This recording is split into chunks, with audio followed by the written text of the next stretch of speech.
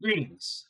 In our last episode, Martin and Rorik questioned young Callum, and in doing so, discovered that there was a back passage into the tunnel system. It's kind of like a sinkhole opened up into the tunnels.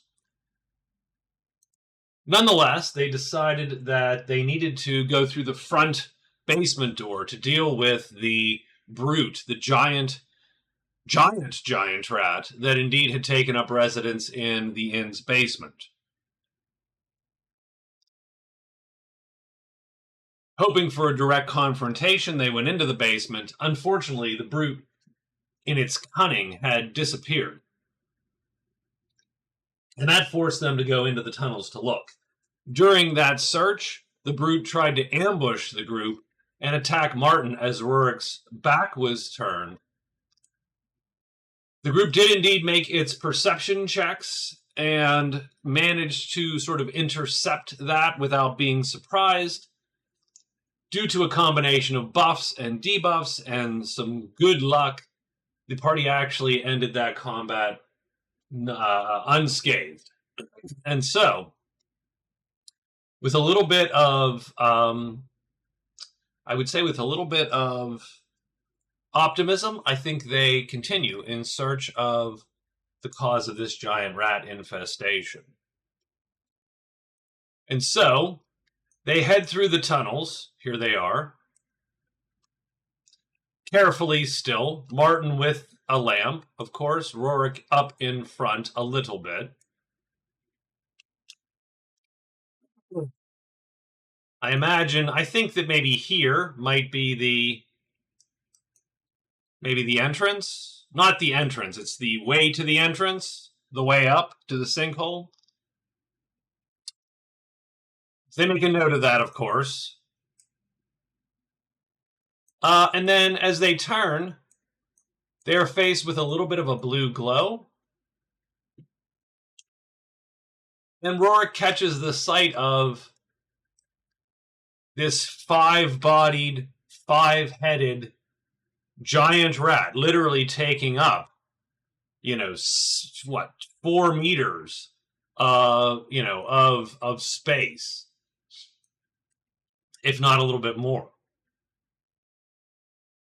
It's made up of 5 bodies, 5 heads. The tails are all connected in sort of a seething knot, right, which sort of pulses and writhes. 4 of the rats skitter along the ground, and the 5th rat sort of sits up on his tail. You can't see, I'm doing it with the hands. Sort of sits up on his tail and is sort of elevated above the rest, acting almost as sort of a head. Welcome to episode 6, Heads and Tails. Too many of them, in fact.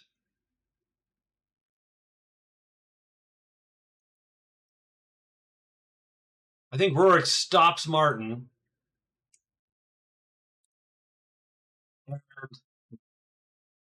What is it, Rorik? Whatever that kid saw, that monster, that's it. This is it. And the thing, the Rat King here, and I had to do a little bit of chicanery in Roll20 to get this to have a label or whatever, so bear with me. The thing, upon seeing them, sort of screeches gleefully, right? Scratches and squeaks and screeches and little howls. And again, though it doesn't make any sense audibly, it does go down the chamber and into their minds.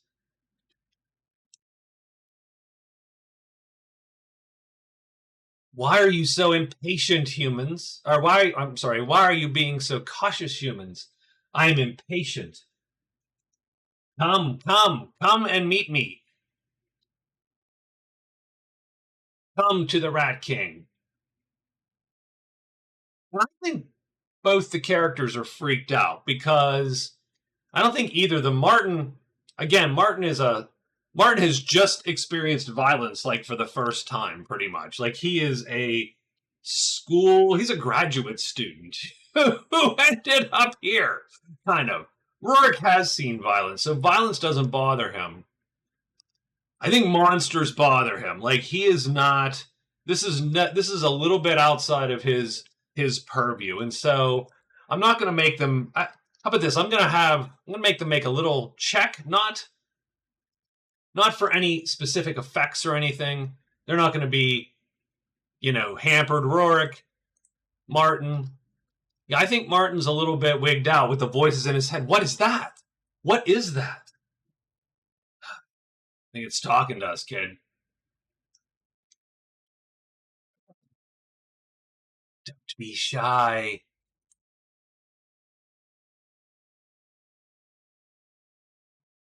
Don't be shy. Come and feed me, and this will all be over soon. What do we do, Rourke? Holy crap! What do we do? Just steal yourself, and we'll go on my mark. I'll take the lead. So I did switch up the potion. So Martin has an iron skin, which he's going. Not Martin. Rourke has an iron skin, which he is going to take. So Rourke takes an iron skin. That's a D3 plus 1 temporary hit points, and he gets 4. So I'm going to put that on his nameplate here. 4 THP. And that was the last iron skin we had. This was, not a cheap adventure, but hopefully we'll get a little bit of pay.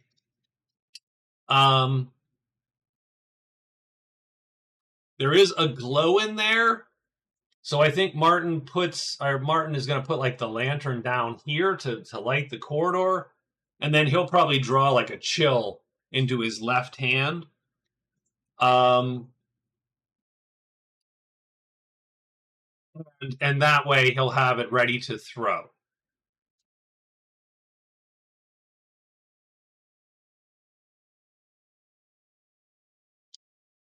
And give me one. So I'm going to let Rurik roll tactics. I'm also going to roll for the rat really quickly. So let's roll tactics for Rurik, understanding that, again, he's a little bit taken aback by this whole situation. Also, his tactics is a 9.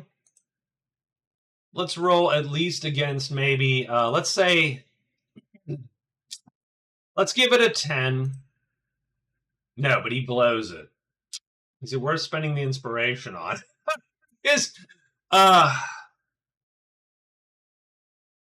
To get maybe a reroll. No, let's say no. So no tactics. They will have no tactics for this fight. You have to excuse my voice. It's going a little bit. Oops, I rolled damage. The rat is going to roll real quick.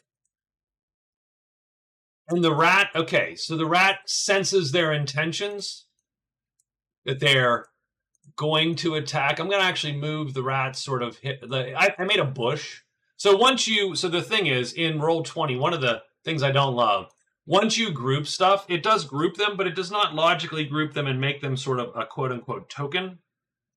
And so now you can't get stats on this thing. Like, this thing is not statable anymore. Can I disable? What if I enable token menus? Can I do that? No. Okay. Yeah, like I can't get his. Well, maybe I just did. I don't know. Can I put a bar up? No. Oh yeah, I just did. Oh my gosh, how did that work? It didn't work before. Okay, I'm gonna do that. So I'm gonna make 5 times Rat King. That's great. I don't need that. Oh my gosh, but he has 90 hit points. That's the problem. Oh crap. Okay, well, it's hard to say what we've clicked there.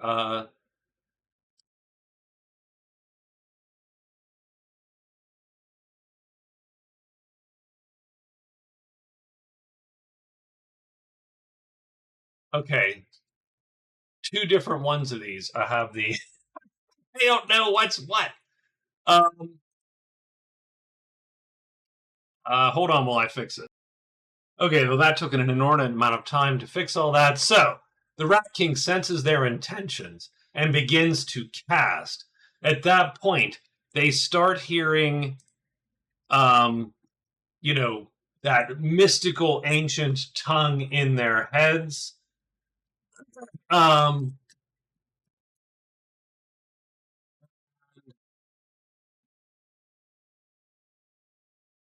I think Rourke is going to give the sign to go. Right? He's gonna tell him to go.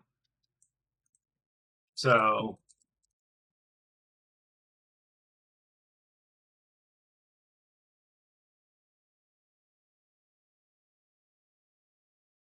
all right. So, that is it. They are rushing, and we're probably rolling initiative here for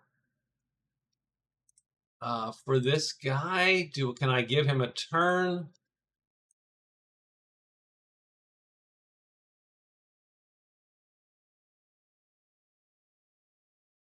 It sort of weirdly gave everyone a turn. I have no idea what happened there. Okay.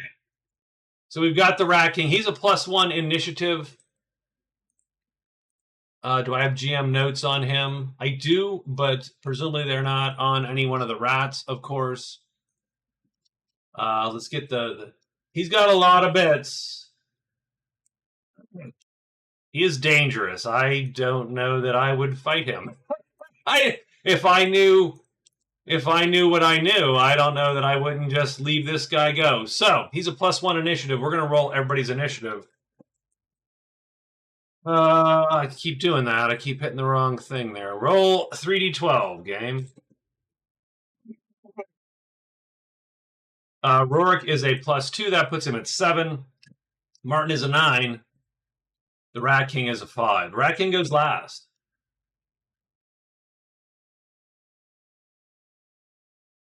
Martin is first on round 1. I mean, I hate to say it, he's going to wait for Rurek's mark like he said he would. So we're just going to go and let Rurik go. Rurik's going to run up 8. 1, 2, 3, 4, 5, 6, 7, 8. Not quite making it. And then Martin's going to go 1, 2, 3, 4, 5, 6, which does put him behind. He will not throw this round. Or maybe he does. 1, 2, 3, 4, 5, 6, 7. Yeah, that puts him in a bad way, but maybe he's no, he made a full move, so he's good. He's just gonna charge up, make a full move. The Rat King is gonna cast. So he does have some light spell casting abilities here. Spellcasting in Runebearer is a skill test against your spellcasting skill versus the DL of the spell. He is going to succeed. He was actually equal up, and you lose levels if you don't succeed by 3. He did, so he does succeed. He started to, and yep. So he started to cast before the round before. Then Rurik charged. Now he succeeds in his casting, and you do get a full round. So let me explain real quick, because we don't have a player character caster. So we're not going to come up on this too much, but we will in the future. So when you cast, it takes a full round. So he started casting before the combat.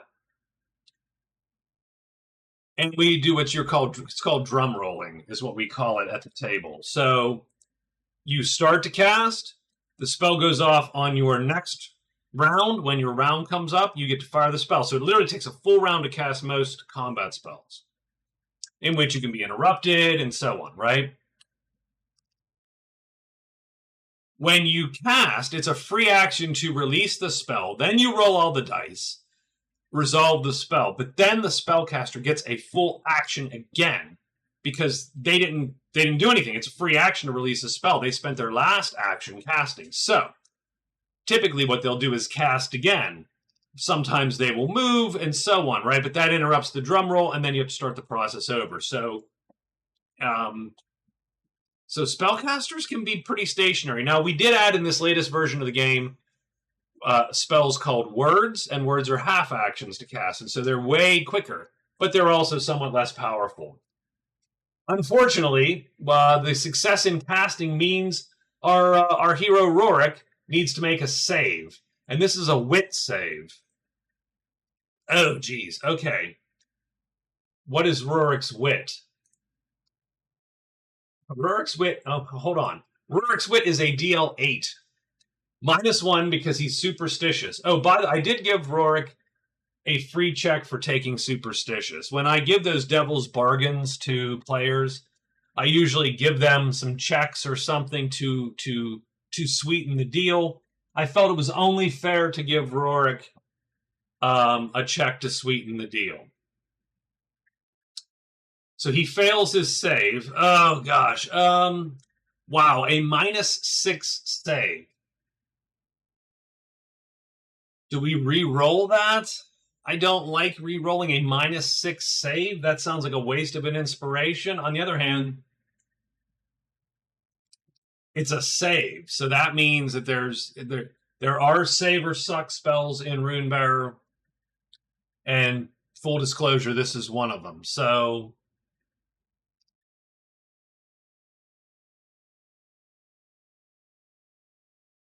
I am going to say that he... I don't like it. I don't love it. I'm going to say he does try to save. He does resave. He's going to use the inspiration. Maybe he gets super lucky. Oh my gosh, he rolls an 8, so he does save. And Rorik's like, "Get out of my head, monster." And the rat is like, "Oh, you stupid fool, just go to sleep." So what he yells is, "Vincere in memorias." And Rorik is momentarily starts to see the illusion in front of him of just for a second, maybe, of whatever it is, and we don't know what it is yet. So I haven't quite gotten there for the characters' backstories, but there's a reason Rorik has left sort of his gang in Boston.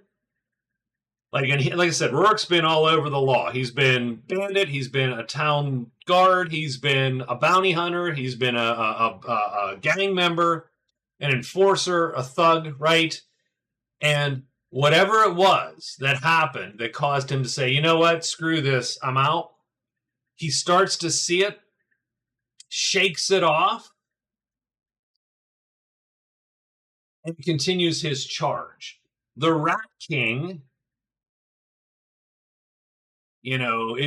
is like howling at him, "Oh, you foul brute, just go to sleep. Leave me alone with the smart one." And so he did cast. He gets a full action. He is going to continue to cast. So his third head. So the Rat King has 5 heads and 5 bodies.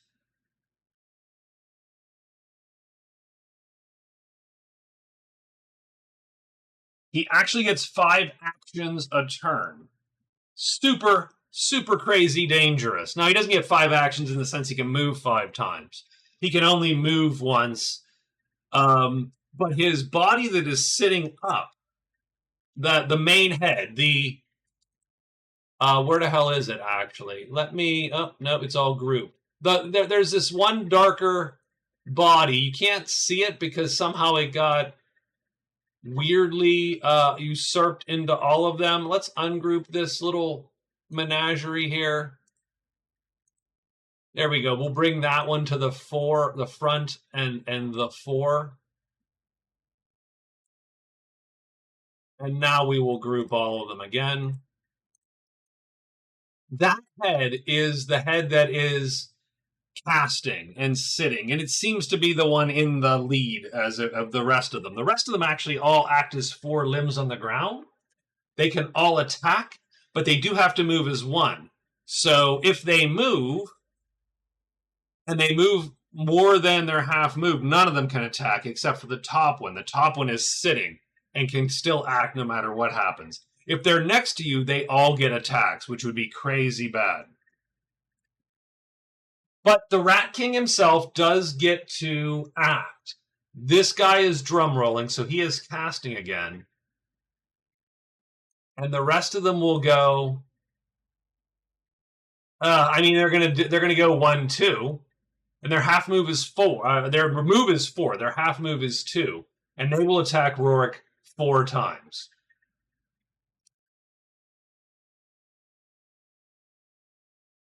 They get an attack of 10. Rorik's defense is an 11. So Rorik is actually up 1 on them. Let's roll 4 times. 1, 2, 3, and 4. He hits. They hit twice. I do believe I have a rat damage macro that will work. So we get 4 damage in the leg. Rorik has 2 armor in the leg. So 4 damage in the leg is 2. 5 damage in the arm is 5, because Rorik is bare-armed. Oh my god, I need to put armor on those damn arms. I'm sort of picturing him, bare-armed like a Popeye sort of muscle, and he's getting his ass kicked in his arms. I mean, so 2 damage and 5 damage is 7 damage. That's actually... but he does have 4 temporary hit points. So 2 damage and 5 damage is 7 damage. He really only takes 3 damage out of that. So fortunately for the Iron Skin again, the Iron Skin saves the day once again. And Rorik gets lucky. He gets inspiration there and does not get whatever it was.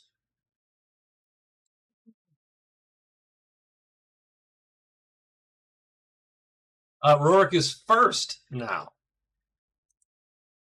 And Rorik's going to take a shot. 11 against 10. Oh, well, he cannot re-roll that because he... So I think he's shaken. How's that, right? So the flood of memories back, though he was not impacted by it, he maintained his momentum, pulled up his mace, but maybe there's still a little flicker there. And this is just in narrating his miss, but there's no in-game effect for that spell as of yet. Martin is going to go 1, 2, 3. There is a corpse here. I mean, it barely matters. Looks vaguely magey. There are some glowing blue stones represented by these little pixel torches. And then also the heroes, probably Martin more than Rorik at this moment, do notice that there are runic marks on the floor. Unfortunately, since neither of them are magey, and they don't seem to have any effect on the Rat King is already... Well, has he crossed them or not? He probably has, right? Like, he is big enough that looks like he's crossed over. And they don't seem to be confining him. So I don't think that they're not going to think anything of it. Martin will move up a half. Oh, God, I don't want to hit Rorik again. Jeez, I think that's what he's thinking. But I do think he's going to throw 1, 2, 3. He will indeed try to throw. He has an 11. This is second defense for this guy. And throwing does not take, like, the penalty, the quick fire penalty or whatever. I think he's going to hit. So Martin hits. I'm sorry, did I keep saying Rorik? I have no idea. He does throw the Ice Vial. Ice Vial is 2d6 damage. He does 10 points of damage. That's actually pretty good damage. So the first thing we're going to do is we're going to roll which guy it hit. He's 5 heads. The last head is always the spellcasting head. So if he rolls a 5, he rolls the spellcasting head. He does not. He gets the 3rd head. So he does 10 damage to the 3rd head. That is a wound to the 3rd head. And that might have some consequences here. So it's a 1-die wound. We're going to roll 1d12 It is a 7. We do need a location then in the 9. So chest, a 7, attack. 7 in the chest. It's in pair 1.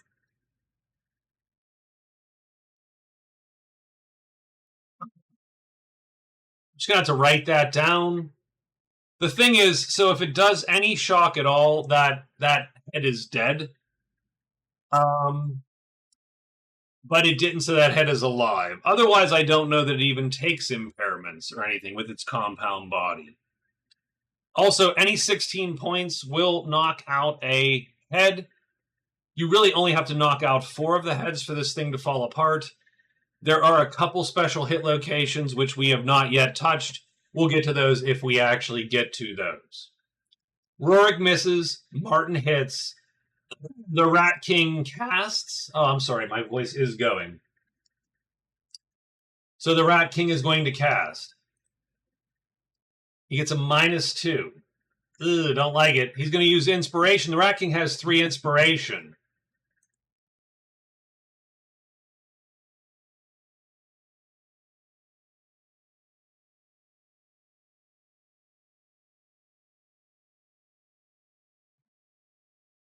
Oh, we messed up the damn...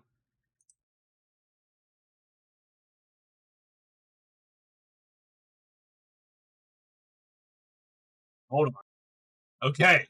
But we did lose his nameplate there, which sort of sucks. I hate that. Let's... Can we add that turn? Yes, but we then... Okay. Sorry about that. He has a 5. It is his darn turn.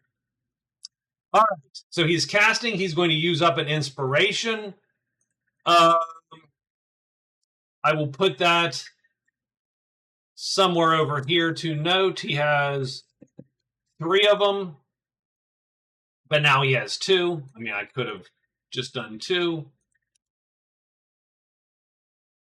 And he re-rolls. And he blows it. So he does not pass this round. Oh, and that is potentially a loss of spell. That is unfreaking fortunate. For the Rat King. Fortunate for the heroes.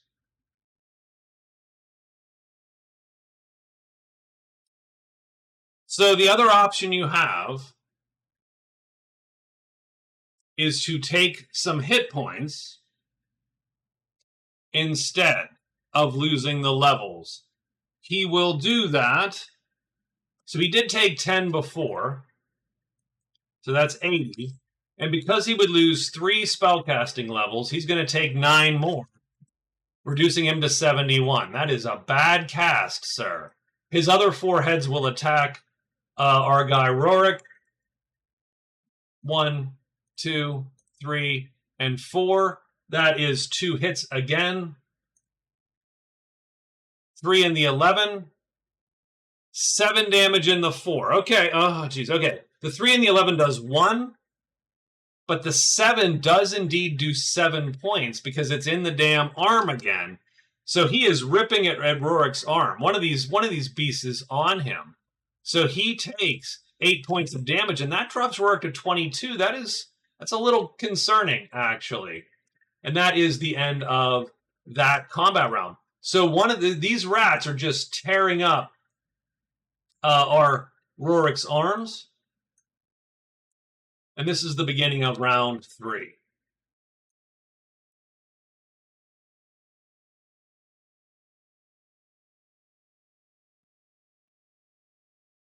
Rurik's obviously going to go. But I will say that this combat is sort of unsustainable at this rate, right? Like, Rurik is getting bashed up a bit. And so we're going to have to rethink sort of what we're doing, because I don't know that this is a, sustainable rate of churn here. We're going to take a shot and hope for something good. Rurik is going to hit. He's going to do 11 damage in the head of something, +1, so 12, because he has concussed. His mace has concuss. Or what is it? Skull Smasher is the trait. So he does 12 damage to a head.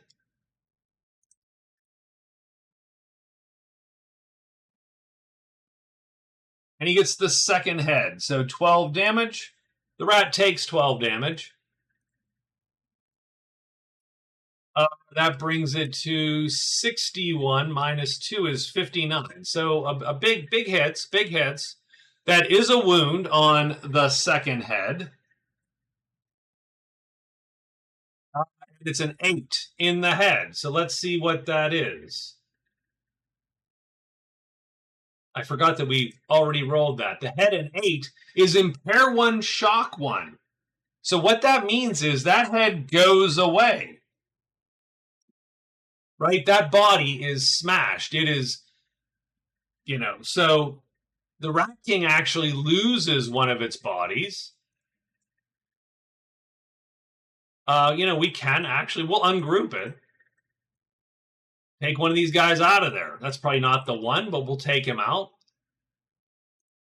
He is now a 4 times Rat King.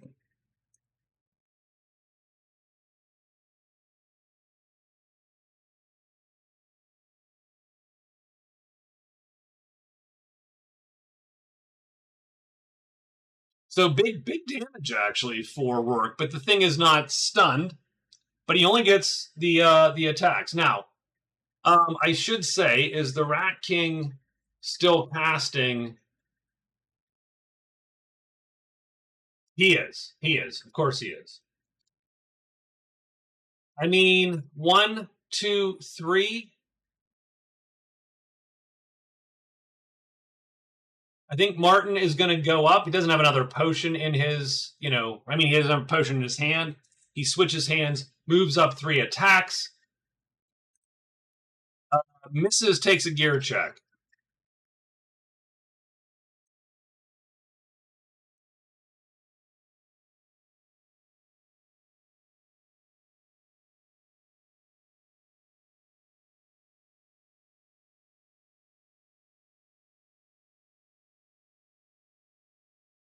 I mean, we're going to make him roll it. Let's make him roll it. 1d12. He has 3 gear checks. A 4. So unless we're rolling against something that's not durable, which I was going to roll probably against his alchemy satchel, and maybe one of the buckles had, or had taken some damage from the previous fight with the brute. We erase the gear checks. Martin's gear is fine. Martin misses. Martin takes that shot. The gear check. He is done. The Rat King goes. He will cast again. Wow, he's going to fail again. He'll use the inspiration and succeed.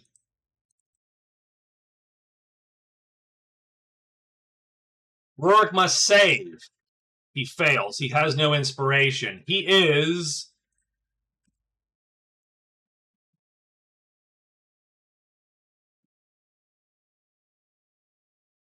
mezzed.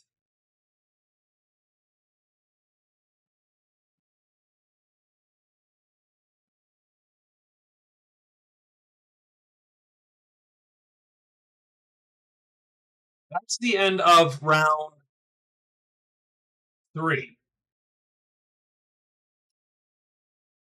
Rourke does not have to. I mean, let's roll fatigue for everybody, I suppose. Roll fatigue. 2d12. 1 for Rourke, 1 for Martin. Rourke is fatigued, technically. Oh, no, 2d12. Yes, 3 and a 10. But I'm going to say that the mezzing sort of going to, let him not, because he's going to rest right now. He stands stock still. His arm droops down. He is in his own little world here as he relives some of the horrors of his past, and he mutters to himself. Martin he's roaring. Snap out of it, man. And the thing slowly turns. Well, well, well. We're alone. Just you and me. That's for the best. You are way more clever, I can tell. I can see it in your eyes. And so we're going to go out of combat here, sort of out of rounds. So Martin is sort of standing off with this thing. And I would say that, and we're not going to tick Martin's mez off just yet. GM's fiat. We're gonna hold up the monologue sign here and let the conversation happen. But Rurik is mez for 3 rounds. We will deduct that if we think that is appropriate given the conversation.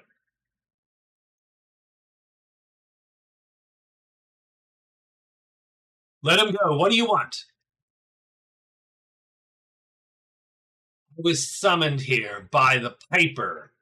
And he, I don't know how he points, I suppose, with his paws to the, he's not casting anymore, by the way, so he is not drum rolling.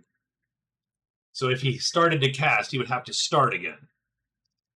And Martin does sort of glance over without sort of trying not to expose his flank, but he does remember glancing back at that dude back there. The Piper. Yes, he summoned me. Well, what for? What they all summoned me for. To know. To gain the knowledge that I have. Do you want the knowledge that I have? Will you take up the mantle of the Piper? Oh, well, it doesn't seem like it did him much good. No, he was a bad Piper. He did not feed me properly. Drop the little morsel. Right onto the ring. Right onto the ring, broke it in 2, allowing me to take my retribution. Now I just hunger. Will you feed me? Will you feed? Is he the food? No, Rorik's not the food. Rorik is not the food. Do you have the boy for me? I was so looking forward to gnawing on the boy's bones. No, the boy is not the food. I have no food for you. And he lunges. I ate the Rat King like inches closer.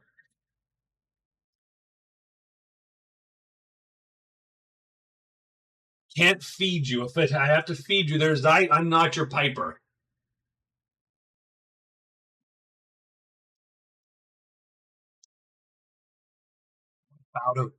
What about a battle of wits, then? You're smart. I'm smart. Are you smarter than me? Perhaps a riddle game. Oh, no. I'm trash at riddles. No riddle games. What kind of games do you partake in, then? And he looks at him, their little beady eyes into Martin's eyes, and almost pulls something from his brain. Well, fitting, I suppose. All right, then, we will play a game.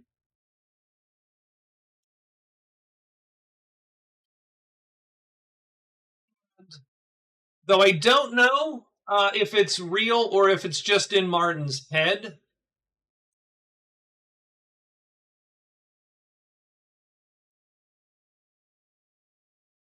But the crate here arranges. The barrel here all start to move and arrange themselves.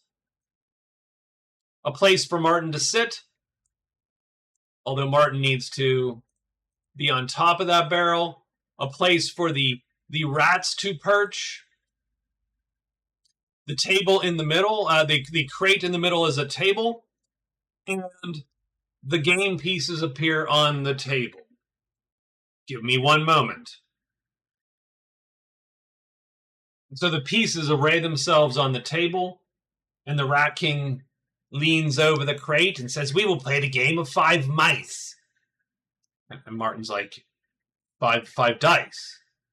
Yeah, we'll see. And so we're going to play the game of 5 dice. I do have a video outlining the rules of the game of 5 dice. Essentially, we'll go super quick to give you the overview. Right, you roll. You have 5 6-sided dice on your side.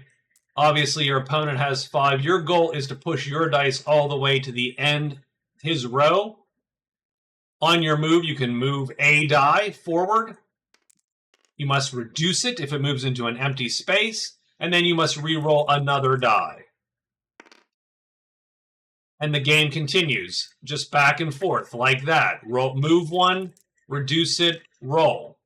If you're in a position where you are like this, and let's say it's Black's turn, Black can bump this die or capture it. He pushes it off the board. He moves forward. He does not have to reduce because he bumped a die.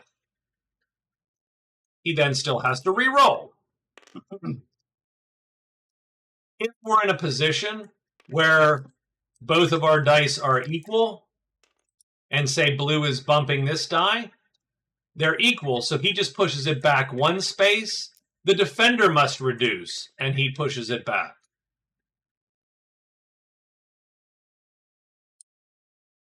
As part of your re-roll, you may re-roll something back onto the board on your home row. Now, how do you get to the home row? Well, one way would be, if, for instance, your opponent was not on the board and you were marching forward, you could, and it's your turn, you could march forward, reduce your die, you're in the opponent's home row, you have scored.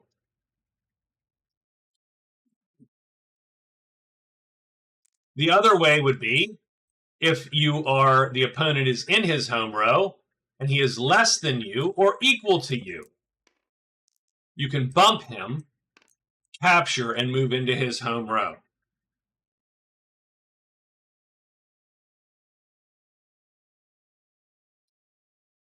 Once you move into your opponent's home row, this column is out of play, and you score the amount of points on your die. In this case, Black would score 3 points. There are some rules, just simple rules. For instance, if we both have 1s and I bump you, then we both roll a die. The attacker gets an advantage of 1, so he has to reduce. Black has to reduce their die by 1 since he's the defender. And then that's how you play out who captures who.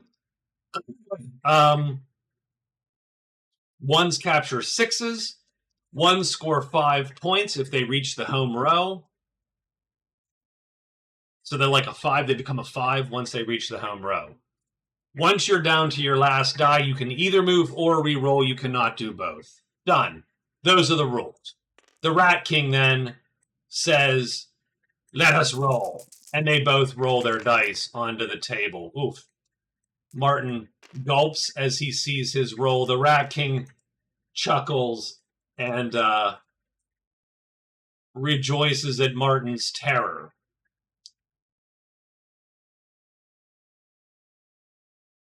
Impatient, the Rat King goes, "I will go first." Moves this die and reduces it. Martin will also move the same die, reduce it, re-roll one of the 1s. Oh, wait, did the Rat King re-roll? I've already screwed the game up. We'll say the Rat King rolls that die. Done. There you go. Martin went and rolled. Done. The Rat King will go here and re-roll a 3.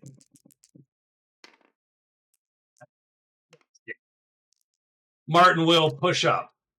Re-roll this 2 and hope to get like a big number. And he does. That's actually probably pretty good for Martin. The Rat King is going to move. Re-roll that 3, hoping Martin can't press him. Oh, but Martin can press him. He moves up, pushes to a 5. He's going to re-roll this 2 to a 5. Your luck. Your human luck is starting to annoy me.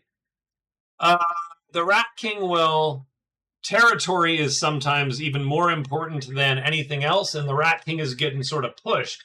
So I think he's going to push forward this 4 and re-roll that 3. Oh, no. He rolled it to a 3. He should have re-rolled this. But that probably wouldn't have done him any good. Martin is going to capture, so he bumps him off the table and does not reduce his die. And then Martin gives a little chuckle because he's maybe played this game twice in a tavern. He was drunk both times, I think, in his college days. I think I have the advantage, Rat King. Not for long, monkey. The Rat King moves up. So the danger of re-rolling here is he has to roll a 6. Or else he gives Martin a point. He is going to leave that empty, and he will re-roll this 1. And he gets a 1. That is awful. Martin will move up, capture this column with 4 points. And he will re-roll this 1. Not great. Not super awesome.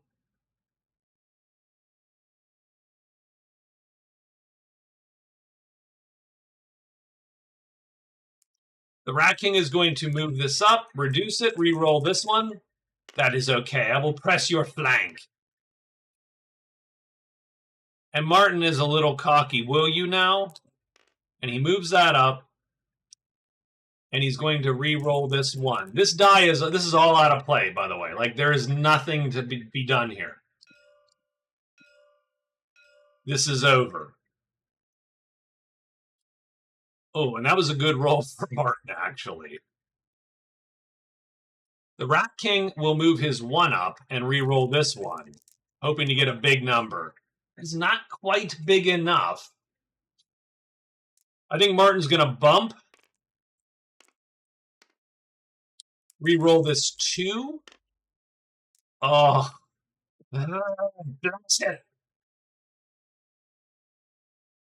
The Rat King will push up because that 1 actually is sort of safe right now against there. And he's going. I shouldn't have re-rolled that. He's should have re-rolled this 4, I think.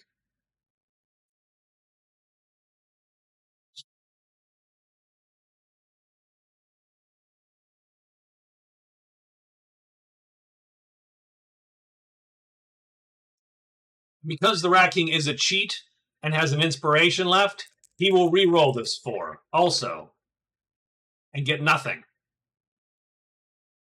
Man, I will say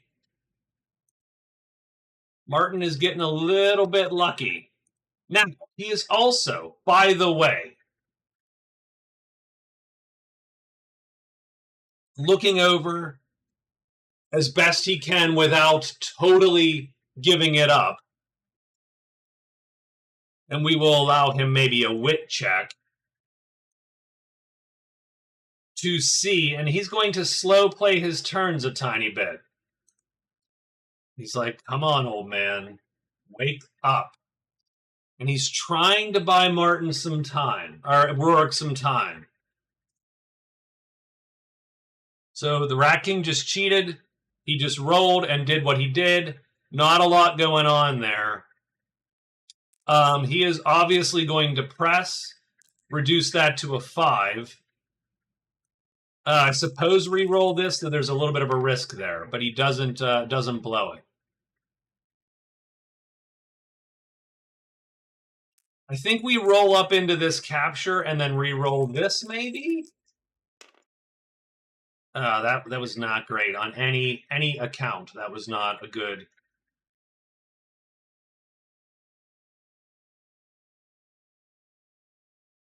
Oh, remember, we should remember the Rat King can re-roll into this.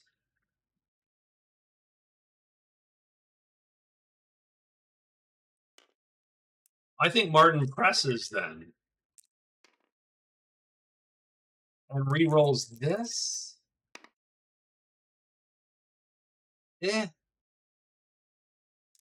Rat King moves this up. He's going to re-roll onto the table, which he's allowed to do. Oh my lord! He slams the table. It's dead.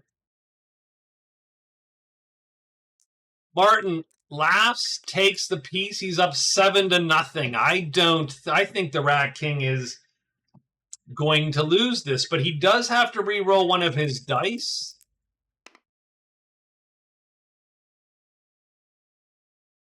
Rat King cannot move now. He is blocked on all fronts.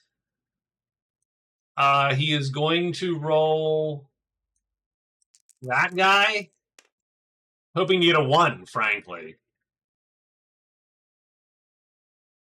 I think Martin will push to there. And re-rolling here sucks. He does. The Rat King is going to push to here. That's a 4. That was a 4. And re-roll onto the table. He's going to move that onto the table. Oh, my lord. The worst possible roll.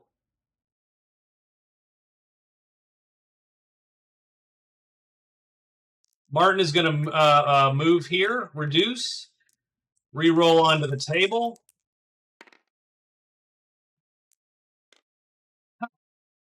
I've got you, Rat King.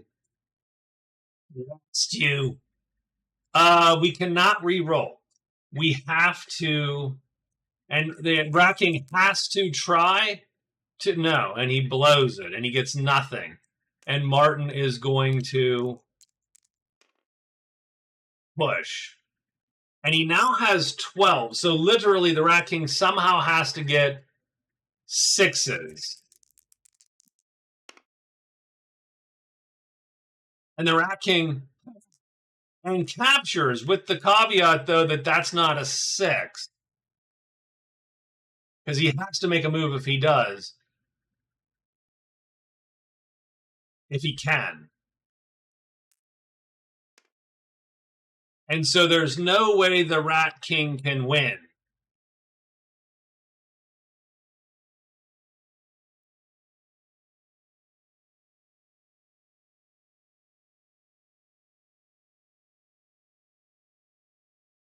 So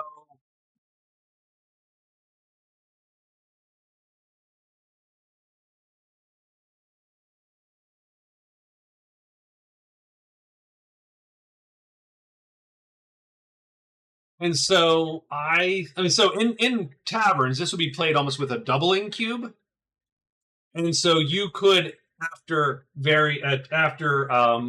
once points were taken, you could then double. So you get the doubling cube once you score, and then you can then double the bet. And then the doubling cube goes to your opponent until you score again. Then you get to take it and double again, right? So either your opponent can double and give you the doubling cube. That's neither here nor there since there was no money on the table.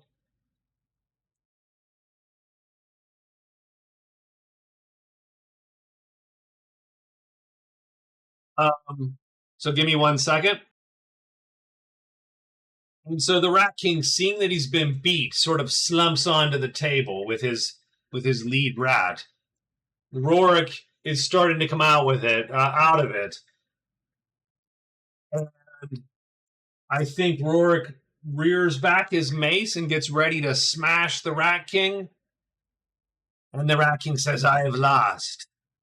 He looks at Martin, leaps across the table, startling, I think, both the heroes, and whispers in his ear, "Nungshi," and then dissipates. The tail unravels, and all the rats go scattering into the darkness.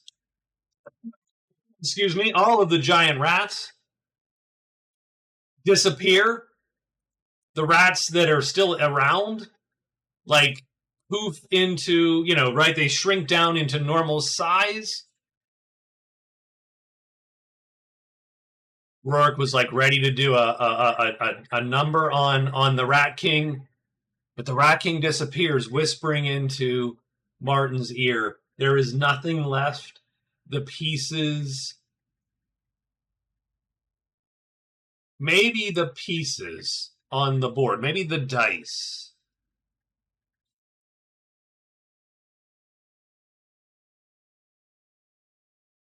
What was that, Martin? What happened? What did you do?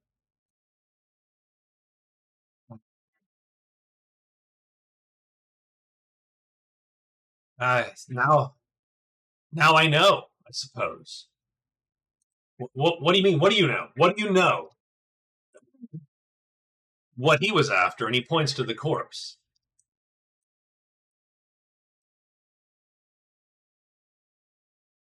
And Martin's a little bit disoriented, and Rourke is like, "Are you going to tell me?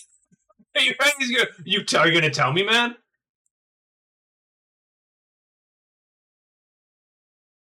It's a little fuzzy, but what I understand is that he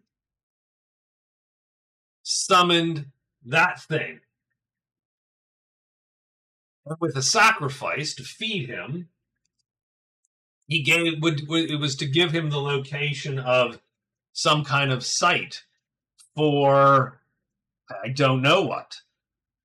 I'm not sure what he was seeking, but I do know that he was seeking this location, the site, and that's what the Rat King whispered to me.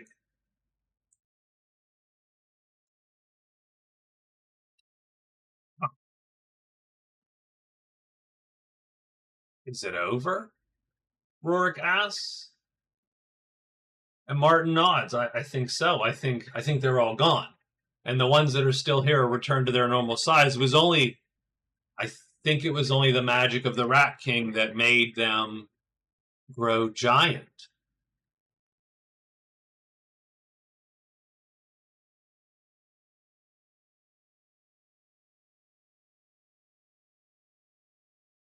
Rourke breathes a sigh of relief. I mean, he is obviously a little disheveled, a little bit of sweat sort of beating up and pouring down from his whatever he was remembering. Are you okay, Rourke? Yeah, I'm fine. That thing had a hold over me, and well, let's just say it brought up a few unpleasant memories, and but I'm fine now. And indeed, Rourke is going to get to shake off 1d8 of that damage because none of it was wound damage, but he only gets 2 back. And so he is down a fair bit. Because that was what? He was at 33. That was 9 points of injury.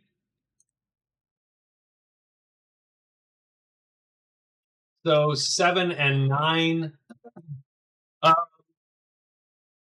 Having said that, we can get medical, we can get herbal healing back, but why don't we let our heroes head back? I think they're going to search the corpse first.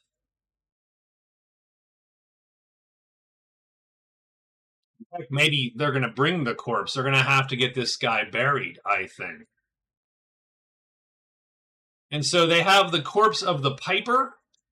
I'm going to write that down on my notes.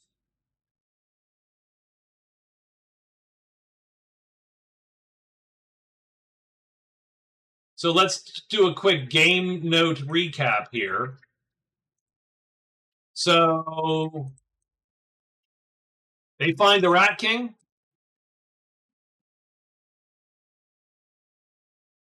And a corpse. The Rat King taunts them, we'll say, right? He taunted them and starts to cast. Rorik charges, followed by Martin.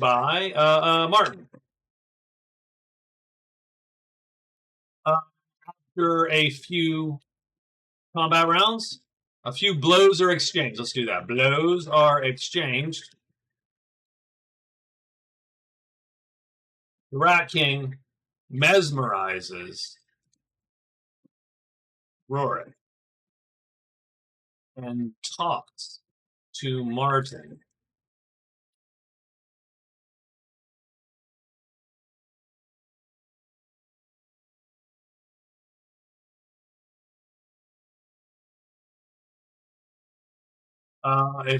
If he will become the Piper, which I'm going to put the Summoner, right? Martin does agree to a game of wits.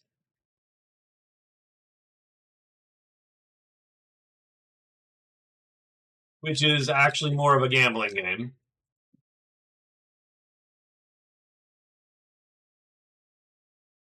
Because Martin is trash at puzzles. There you go. So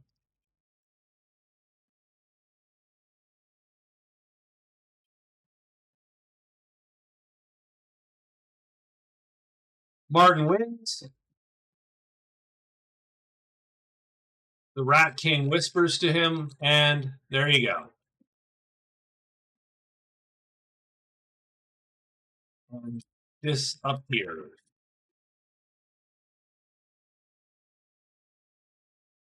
The PCs search and take the corpse of the Piper and return to lick their wounds and report their victory. There you go, guys. And report. So that's episode 6. We will talk about what Martin and Rorik find on the Piper's corpse and what they've learned.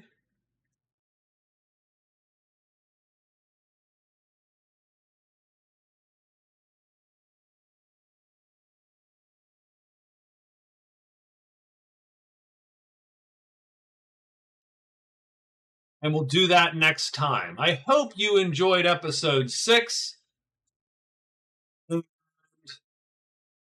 What we are going to do, so we did, let's real quick go over experience. We do know that Rorik got a check in his fighting. Not brawl, it's up here. Fighting.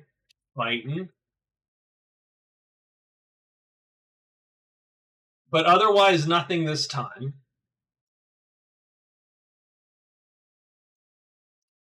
Did Martin hit? Did Martin actually hit somebody? did he do?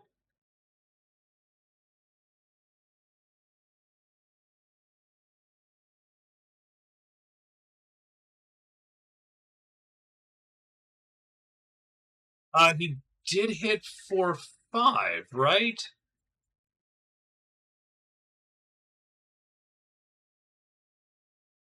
No, I just accidentally rolled that, I think. Yes. Oh, no, he threw. Okay, so let's give him I'm sorry, give him a throwing check. I need to do better with the checks as I'm doing them. It's just a pain to switch back and forth through. So he did get a check in thrown. I don't think he got a check in swords. All I see is 10 damage and 12 damage. And rat damage. That was Rorik. Yeah, the 10 damage was the throwing. The 12 damage was the rat damage. Yeah, so no. So he did not get a check. Both heroes will get 2 free checks just from succeeding, I think, at this, since this was quite a bit of doing. And we will do experience next session along with... So we'll have like a housekeeping session, I think, with some loot, and we will give them their experience, and we'll spend some experience, and we will have some perks for them to choose from. We're going to call it here, since my voice is on the brink. Thank you very much for watching. I really hope you enjoyed this. Please leave comments. That sort of keeps me going with this, and we will discuss sort of where to go next. What do they know? What's the next plan? Do we just head to Salem? Or is this going to be a distraction where they head to some mysterious site to find whatever treasure the Piper was seeking. Thank you very much. This has been Runebearer, the solo RPG experiment here, and thanks for watching.